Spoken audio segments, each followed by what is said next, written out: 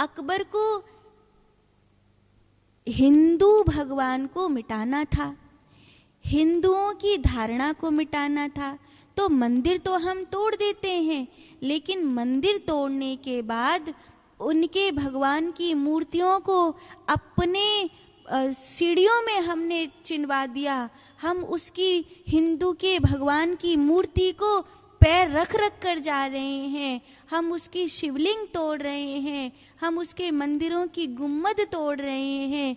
उसके बावजूद ऐसा कौन सा भाव है जो ये हिंदू अपने मन में भगवान के, अपने भगवान के इतने निकट रे, ऐसे निकट चले जाते हैं।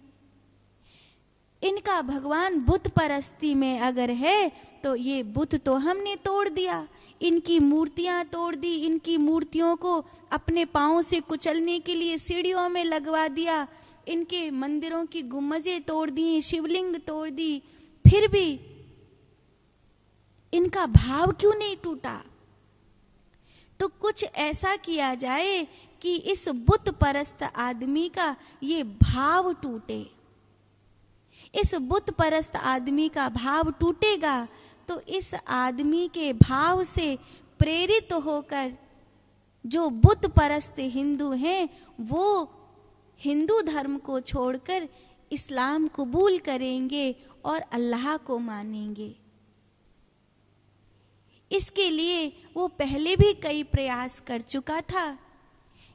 गोस्वामी तुलसीदास जी को तो किले में बंद करवा दिया, वो तो उन्होंने हनुमान चालीसा गाया और बंदरी बंदर टूट पड़े तो उसको छोड़ना पड़ा। फिर कुंभन दास जी को सीकरी में बुलाया तो आवत जात पन्हैया टूटी, बिसर गयो हरि नाम भगत को कहा सीकरी काम।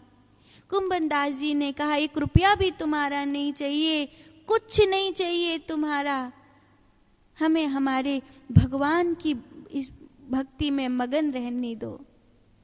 जैसे तैसे कुंभन दास जी, गोस्वामी सूरदास जी की तो लाखों प्रतियां पानी में बहा दी, पर फिर भी ऐसा क्या है कि और रोज नंददास जी ना सीकरी गए, न नंददास जी ने अपना कोई आश्रम कुटिया बनाई, न नंददास जी का कोई और। तो अकबर नंददास जी के इस भाव को जो तानसेन ने गाया, इस भाव को मिटाना चाहता है। वो इस भाव को मिटाने के लिए ऐसा क्या करे कि पूरी प्रजा में से ये खत्म हो जाए। अकबर एक ऐसा आदमी हुआ मुगलों में जो मीठे जहर की तरह काम करता था, और मुगलों का तो समझ में आता था कि ये हिंदू विरोधी हैं, अकबर का समझ में नहीं आता था कि ये हिंदू विरोधी है। ये इस ढंग से काम करता था, इस ढंग से चीजें करता था कि कई हिंदुओं को ये भक्त लगता था, अच्छा लगता था। लेकिन ये उसी आड़ में धीरे धीरे उन भक्तों को कवि के सम्मान देकर, उन भक्तों को कभी धन का ये करके, ऐसे इसने कई लोगों को हिंदू धर्म में मुस्लिम धर्म को शामिल करने के लिए बाध्य कर दिया। यही कारण है कि आज कई भजनों में उर्दू के शब्द शामिल हुए, कई भगवान के पदों में उर्दू के शब्द शामिल हो गए। भगवान के पदों में भी ईश्वर अल्लाह ये 2 नाम एक साथ आ गए, राम रहीम एक साथ आ गए। एक साथ किसी तरह हिंदुओं की जो भक्ति की प्रणाली है उसमें इस्लाम को शामिल कर दिया जाए। धीरे धीरे इस्लाम शामिल होगा तो धीरे धीरे हिंदुओं को लगने लगेगा कि खुदा और भगवान एक ही है, और खुदा और भगवान एक ही है। तो जो हिंदू मंदिर में जाते हैं वो हिंदू मस्जिद में आएंगे और यहाँ पर अपना धन खर्च करेंगे, अपना भाव खर्च करेंगे। उनको पता था कि उसको पता था कि एक भी मुसलमान मंदिर नहीं जाएगा, पर अगर खुदा को और भगवान को शामिल करवा दिया हिंदू भक्तों के, हिंदू कवियों के माध्यम से, तो लाखों करोड़ों हिंदू मस्जिद जरूर आएंगे, दरगाह पर जरूर आएंगे। तो इस तरह का षड्यंत्र अकबर ने रचा था। इसलिए मीठे जहर की तरह अकबर ने काम किया कि कई हिंदू भक्तों को, कवियों को, धर्मात्माओं को इस तरह से यूज किया, इस तरह से उपयोग किया कि धीरे धीरे हिंदुओं के दिमाग में खुदा और भगवान एक ही है, मस्जिद में और मंदिर में एक ही भगवान है, ये धीरे धीरे धीरे धीरे धीरे धीरे हिंदुओं के मस्तिष्क में घुसा दिया जाए। एक तरफ जोधा के लिए कृष्ण की मूर्ति बनवाता, दूसरी तरफ मंदिर से मूर्ति तोड़वाकर अपनी पैरों से कुचलने वाली सीढ़ियों में लगवाता। एक तरफ जोधा को दिखाने के लिए हिंदुओं पर कर माफ कर देता, और दूसरी तरफ जो खुदा को और भगवान को मानते हैं, दोनों को संगठित उनके लिए रास्ता बनाने लगा। और इस तरह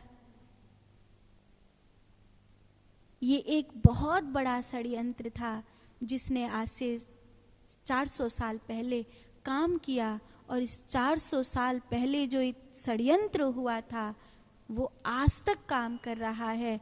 आज तक हिंदू कथावाचक अकबर का, इनका सम्मान से नाम लेते हैं। अकबर बीरबल की कहानियाँ अपने उसमें सुनाते हैं, अकबर को महान कहते हैं। कई हिंदू अकबर की, जोधा की पिक्चर और नाटक हिंदू घरों में देखते हैं। उसको एक प्रेमी के रूप में, उसको एक हिंदू पक्षधर के रूप में देखते हैं। वो तो क्रूर से भी ज्यादा क्रूर निकला। कम से कम उससे पहले के जो शासक थे वो सामने से तो गला काटते थे, पर इसने तो पीछे से छुरा भौंका। इसने तो ऐसा किया कि हिंदुओं को समझ में भी नहीं आया, और इसने जाने कितने हिंदुओं के घर में खुदा को घुसा दिया। इसने पिक्चरों में ये सिखा दिया। आज की अगर इन पीछे के 100 सालों में चले जाएं, अंग्रेजों के राज्य को देखें, तो बस ईश्वर अल्लाह तेरे नाम सबको सम्मति दे भगवान, रघुपति राघव राजा राम, पतित पावन सीता राम, महात्मा कहलाने वाले उस व्यक्ति ने, जो किसी भी